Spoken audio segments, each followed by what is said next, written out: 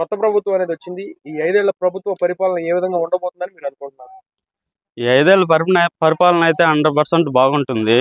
మనకు రాజధాని అమరావతి, పోలవరం ప్రాజెక్టులు అయితే అన్నీ జరుగుతాయి కరెక్ట్‌గా.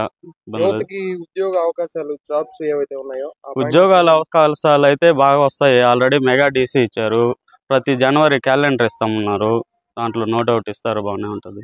ఓన్లీ గవర్నమెంట్ నుంచి వచ్చే ఉద్యోగాలే కాకుండా ఇండస్ట్రీస్ ఏమైనా వస్తాయి అనుకుంటున్నారు? అవే కదా, మొత్తం గవర్నమెంట్ తరపునే ఉంది. ఇండస్ట్రీస్ అయితే ఖచ్చితంగా ఇస్తారు. ఆయన 14 సంవత్సరాలు సీఎంగా చేసిన అనుభవం ఉంది కాబట్టి ఇండస్ట్రీస్ని తెప్పిస్తాడు. మనం చూసాము, కియా అని చాలా వచ్చాయి.